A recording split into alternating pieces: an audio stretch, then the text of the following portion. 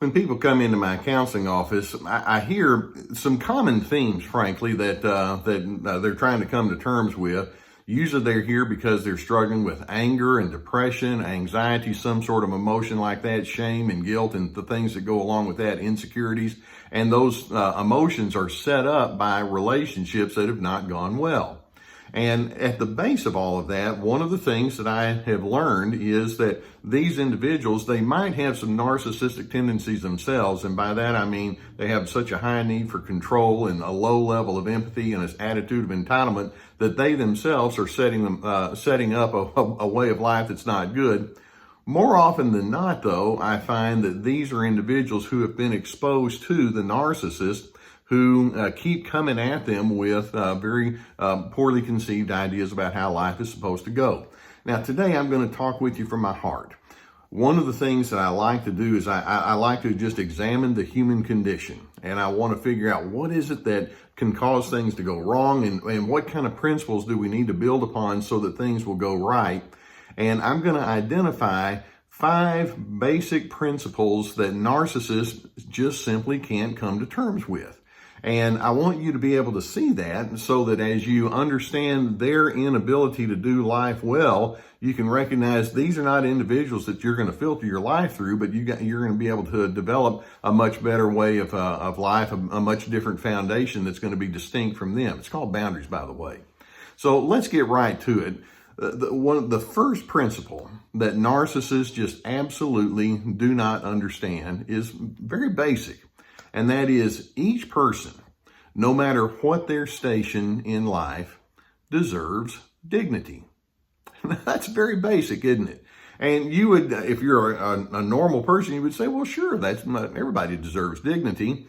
Now, I'm going to give you kind of a morose kind of a thought, but whenever you hear of a child being grossly mistreated, let's say there's a story on the news, you naturally just recoil. Why do you recoil when you hear a story about someone that you don't even know? Well, the reason is because if it's a small child or anyone else and they're being treated poorly, it's like, no. Nobody deserves to be treated with that kind of indignity. Every human being has the right to be treated in a dignified way. Now, let's compare that with the way that narcissists do. They don't care about your dignity. Now, that's terribly sad. And I think, how in the world did somebody get to the point to where they just overlook something as basic as that? And you go back into their deep childhood, and that there's either a strong sense of entitlement that they learned that they should have, to the extent that they concluded, well, I'm the only one in the room that deserves dignity, nobody else does. Or they themselves were treated in indignant kind of ways, and then they perpetuate that as they go forward. But let's underscore, regardless of the fact that the narcissist does not understand human dignity, I'm hoping that that's something that's so emblazoned in your mind. I know it's emblazoned in my heart and my mind that you just can't treat people in any other way, and you don't want to be treated in any other way. So when a person has that lack of dignity, we're going to say that's sad, that's pitiable, and we're also going to recognize the person, the narcissist who is unable to show dignity, doesn't know how to affirm. That's extremely basic. A second basic principle that narcissists do not understand, and that is, every person has the right and the need to choose how to manage life for himself or herself. Again, very basic. In order for there to be a right and proper buy-in to any kind of group endeavor, you don't want this one person that says, now, I'm going to tell everybody in the room how to think and what their perceptions are supposed to be and what they're supposed to feel in response. That's how a narcissist thinks.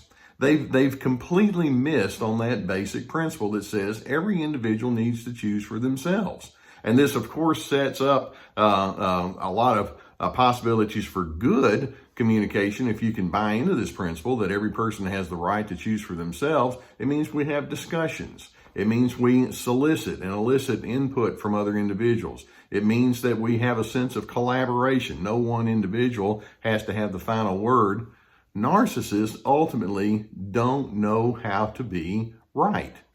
They think that being right is the ultimate, and there's only one way to be right, And wouldn't you know, it happens to be their way and they make no room for anyone else. I'm hoping that is a foundational principle, though, that you'll understand and that you'll recognize, even if the narcissist doesn't have that foundation, you recognize, but I get to choose who I'm going to be. And if somebody wants to superimpose, that's a huge red flag that I'm not buying into. I'm not going to go into that space. I reserve the privilege to choose for myself who I'm going to be, regardless of what that other individual thinks. That's the only way I really want to do life. A third foundational principle, and that is people feel most motivated when they feel understood. Now, narcissists have their way of trying to motivate, and that is they just impose, and they threaten, or they shame, and they just try to force their way. And you're over there on the receiving of that thinking, you just don't understand me at all. In fact, a favorite question that I ask individuals when they're coming in here and they're feeling duress and hurt and all, and that is, who gets you? And sometimes that question is a stumper. I've had people will say, well, the person I live with, he or she doesn't get me. My parents didn't get me. Some of my friends, every now and then I find someone, but a lot of them don't get me. We want to be understood. We want somebody to say, you are known. Now, I don't know about you, but when somebody comes toward me with that attitude that says, I want to understand you, I want to know you, my motivation levels go way high. That's a principle that's lost on the narcissist. They have low levels of empathy. They don't care how you think and feel, but I'm hoping that you can live upon the foundational principle that says, I'm going to be somebody that emphasizes empathy. I want to know other individuals. I want to know myself well, and I'm going to live into that as a clean way of life. Narcissists don't know how to empathize. A fourth primary principle that's necessary for a healthy life, and that is self-restraint leads to increased influence. Now, again, that's a topic that narcissists don't understand. You see, they don't have self-restraint. They're forceful, they're intrusive, they're invasive, they want to get inside your head, they want to tell you what to do, they're thinking 5 steps ahead of you as to how you're supposed to live life. They're full of themselves, they're highly self-impressed, they can't believe that you would want to be anything other than what they want you to believe, and so they have a hard time restraining themselves. And then when you come along and say, well, I think differently, they become angry. That's part of their lack of self-restraint. They become defensive if you suggest there's a different way, as opposed to slowing down thinking, I need to just chill and I need to pay attention to what other individuals have to say, but they're very impulsive, as opposed to the healthy individuals who can be more patient, who can be thoughtful and insightful, and they can respond to differences with the thoughts that says, let's slow down and consider all of that. Narcissists, they want to just blow right through. They don't know how to self-edit, okay?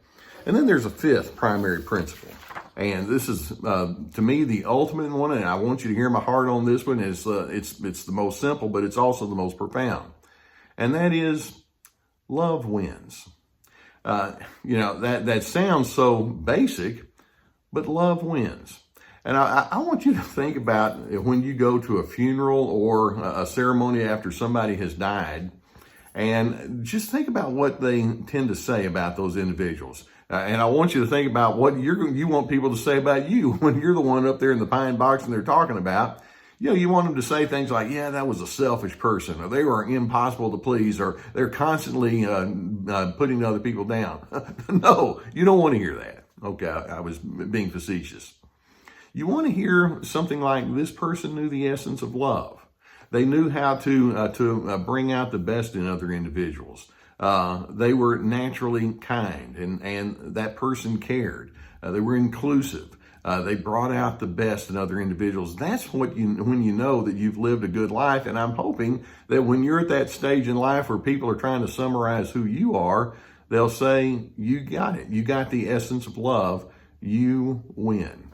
Love wins. Now, you see, those are 5 principles that narcissists just cannot come to terms with. But there are certain truths that I'm hoping that you can build upon within yourself that's going to take you to a place where you have your own separate distinction and away from the narcissist's unfortunate manner of life. And, it starts with the notion that says, I'm going to be a lifelong learner. My best response to a narcissist's poorly laid foundation is to have a good life, nonetheless, separate from that individual. And if possible, if I need to minimize my contact with that person who has a poorly laid foundation for life, then I'm willing to do so. I'm going to encounter individuals who know how to do life in a much cleaner kind of way. It's not worth the effort to try to reform someone who will not be reformed. My personal foundation is going to be built upon characteristics like self-respect and decency and insightful thinking and consideration and steady emotions and balance in lifestyle priorities and characteristics like joy and contentment. That's the foundation that I am going to build my life upon. And so when a narcissist shows that they have a very, very poorly laid foundation, I'm going to recognize that that's their problem. I'm sorry that that's the case. But my personal house is going to be built upon a foundation that is not full of cracks, but a foundation that says, I'm in the construction business and I'm building my personal home on foundational truths that are far more steady.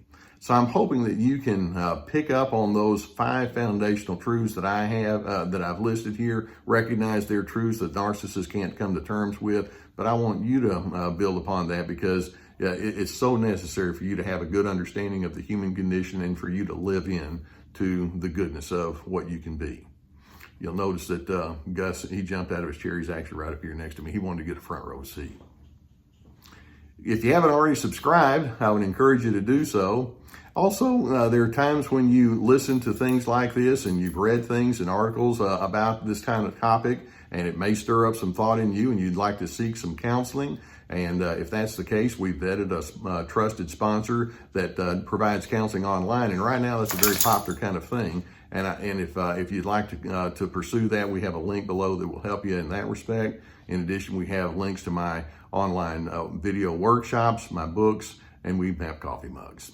Also, check out our websites, and we have some good stuff going on there, survivingnarcissism.tv and drlescarter.com. Know that I want you to have a solid foundation for the way you live, and I'm hoping that you can be the thinker that takes you to a place that says, I know who I am, and if another individual wants to take me off my foundation, they're not going to succeed. I'm going to build on life principles that I know are going to take me to a place of goodness, contentment, and peace.